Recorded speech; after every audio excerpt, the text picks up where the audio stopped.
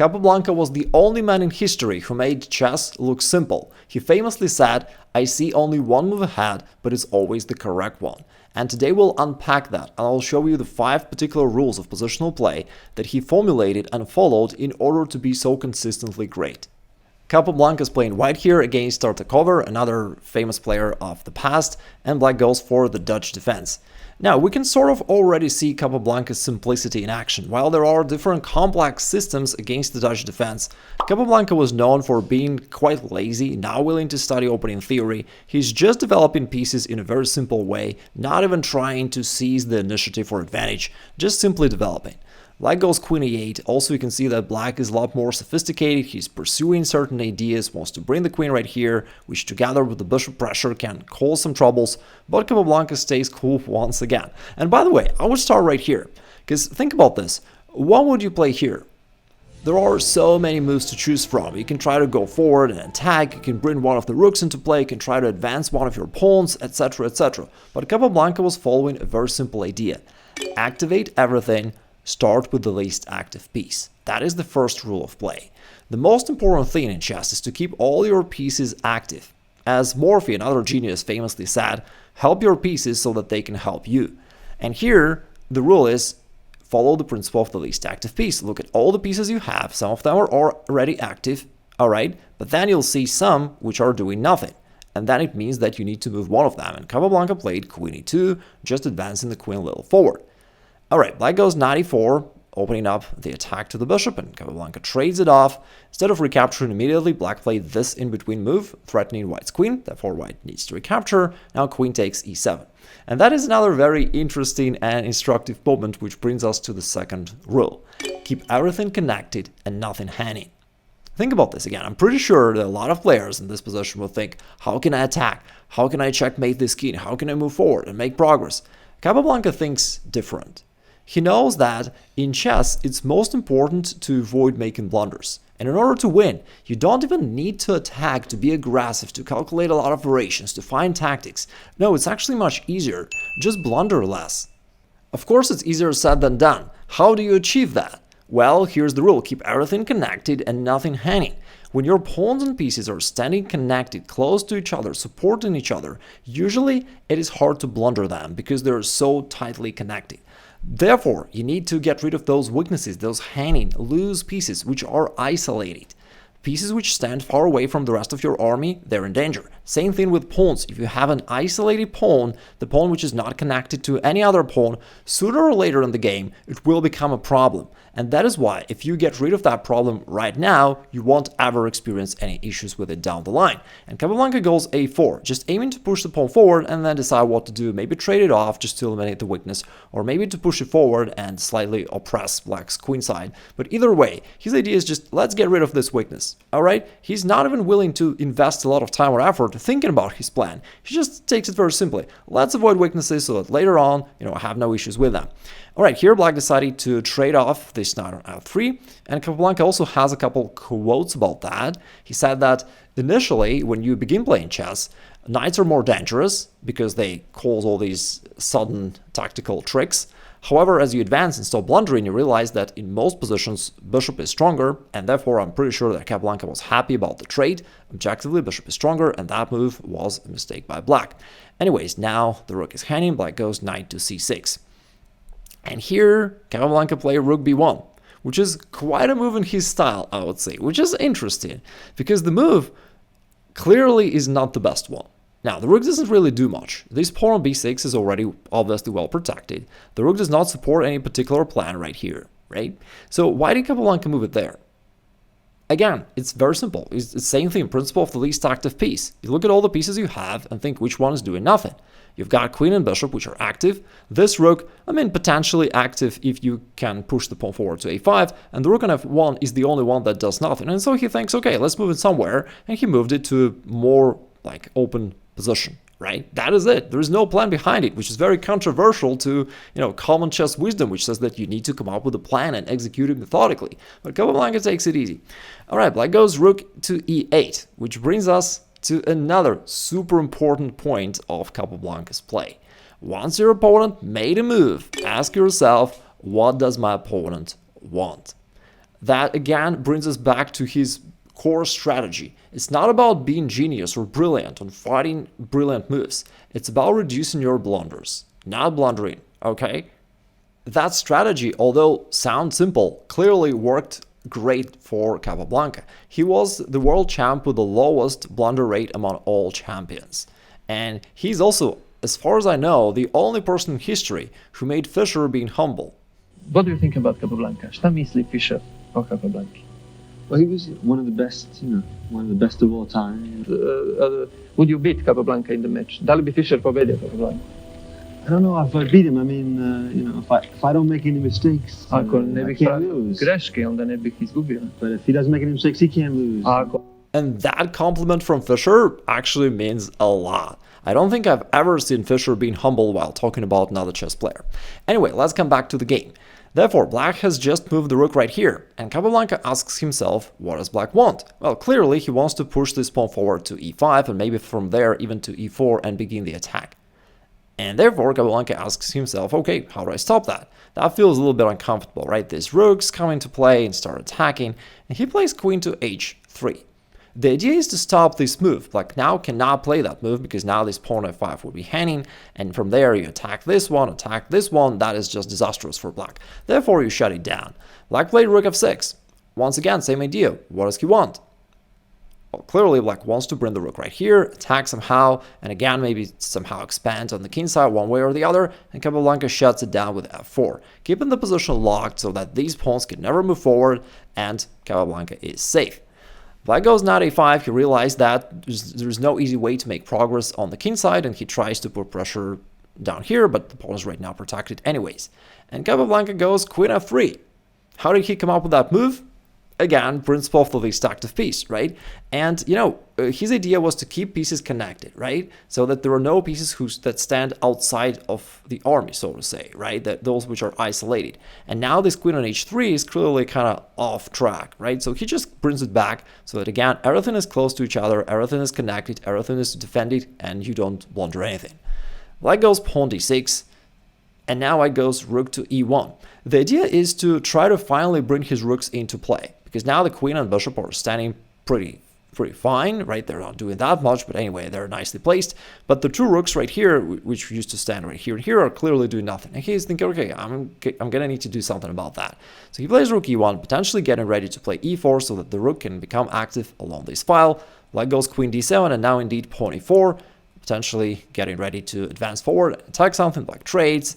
Queen takes e4, now also attacking this pawn on h7, Black goes pawn g6, and here again, absolutely brilliant moment from Capablanca. What would a guy like Kasparov do? He'd start thinking, how do I attack all these weaknesses? How do I come up with combinations, right? What does Capablanca do?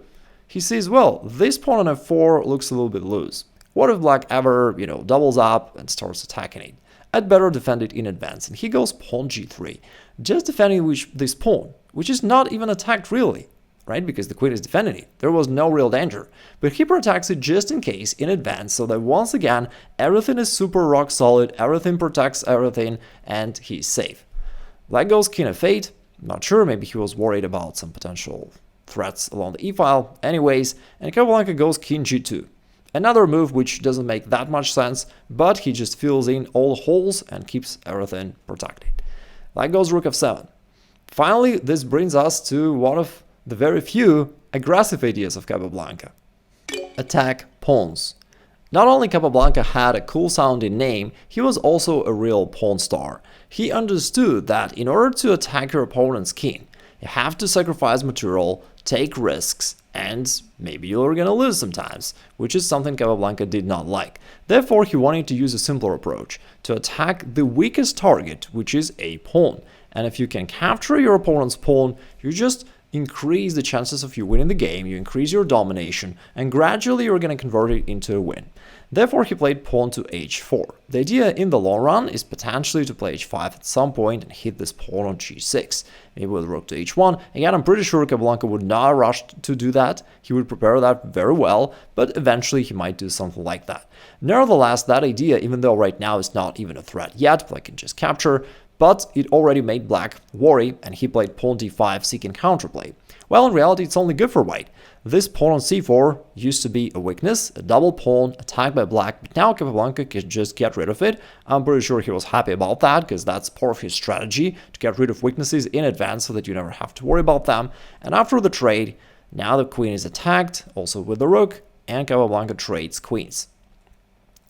It's also interesting that very often people are thinking that in an endgame there is no way to attack and it's unclear what to do, etc. But Capablanca actually had a totally different opinion of that. He actually suggested that people master endgames first, because he felt that in an endgame, when the position is simple and clear, you can master those positional ideas we're talking about today.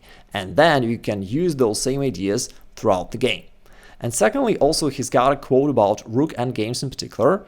He said that the majority of endgames are actually rook endgames, and yet very few spend time trying to master them. Alright, anyway, what do you do in an endgame? Same thing, you attack pawns. If you're Capablanca, it's easy. You still attack those pawns, and he goes pawn h5, putting pressure to this pawn.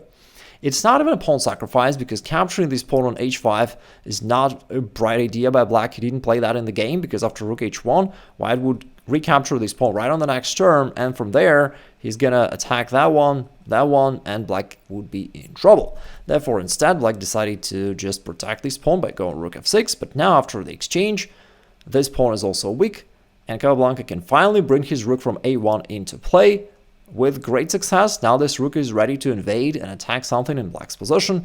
King f8, black is trying to bring his king closer, but it's too late. Rook h7, Capablanca enters the 7th rank, hitting this pawn, and from there the other one potentially. Black goes rook c6, which still poses quite an interesting challenge for white. Rook c6 is actually really well placed. It guards this one, also this one, but at the same time it counterattacks the one on c3. Now what do you do? This brings us to the 5th rule: endgames are won by passed pawns. There is a particular quote of Capablanca where he said, "A passed pawn increases in strength as the number of pieces on the board diminishes." In simple terms, it means that in an endgame you cannot checkmate your opponent's king anymore. You simply don't have enough pieces to create a powerful checkmating attack. Therefore, you have to rely on your passed pawns. Now, how do you decide which passed pawns to move forward? Well, here you can see that you've got 2 versus 1 on the king side. You outnumber black, and therefore you have a realistic potential to create a passed pawn here, and Capablanca just goes pawn g4.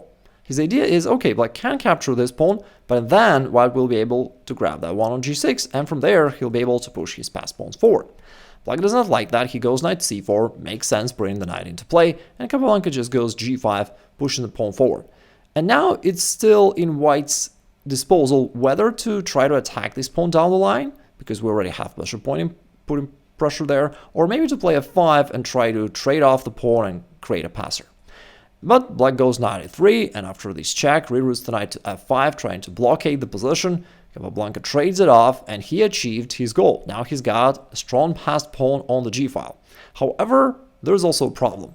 This pawn on c3 is now hanging, and it's going to check the king and push it backward.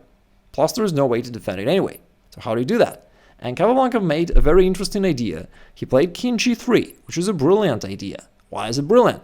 Because it sacrificed one pawn, and from there, also after rook f3, the other one, which is quite controversial, to just give up 2 pawns for seemingly no reason. But he believed in his first rule, activate everything. He believed that activity of your pieces is the most important thing in general in chess. Plus, on top of that, he had a quote about a king in an endgame, which basically says that a king becomes an aggressive piece and you need to utilize it as much as possible when it's an endgame. And he's doing just that. He goes g6, allowing black to capture this pawn, but now the king comes forward. And now white gets this ideal activity. After rook e4, he even did not capture that one, but just moved forward to f6. And now his pieces are as active as they can possibly be, plus he's got this monstrous passer on the g-file. But right now, black's got to face this checkmate in one threat. And really, Capablanca was sort of Magna Carlsen of the past, squeezing those endgames like modern-day Carlsen, when his opponents are not even understanding why they're going down in positions that seem sort of equal.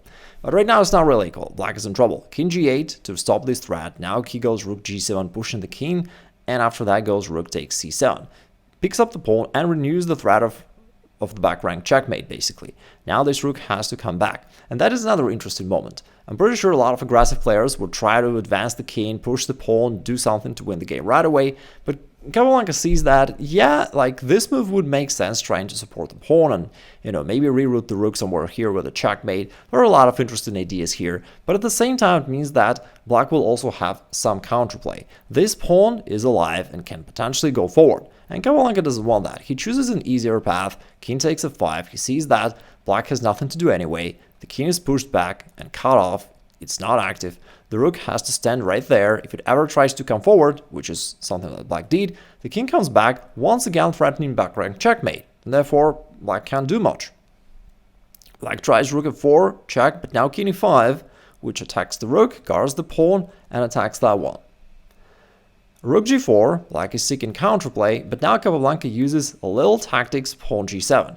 Well, as much as we say that he didn't like calculate variations, occasionally you have to do that. Because here, for example, if y would be unable to calculate the consequences of this move, then the situation is more complex. You have to maybe come back, but then the rook will go down, start delivering checks, and the situation is complex. But g7 is a very precise move. It allows white to keep this pawn into play. And black played king g8. Why didn't black simply capture the pawn?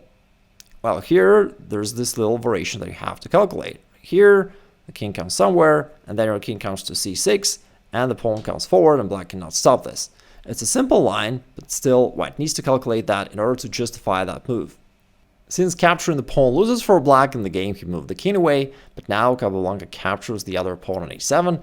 This one is also hanging. Even if black tries to defend it, the king can go there for the other one on b6, and black cannot hold on to both of them. That's why black decided to give up one of them. Now the other one is in danger. He's trying to cut it off, but it's pretty simple. Now the pawn is just advancing forward. Capablanca keeps this rook out, and after a couple moves, black just resigned. If you enjoy this style of playing these simple principles, I've put together a special course called Level Up Your Chess, where I've included all these ideas that you need to know for opening, middle game, end game, and I've also recorded myself playing games live and commenting, showing you exactly how to apply all that in different situations so that you can easily model that. And if you're interested, you can click the link below the video or somewhere on the screen and check this out. Either way, have a great rest of the day, and I'll talk to you soon.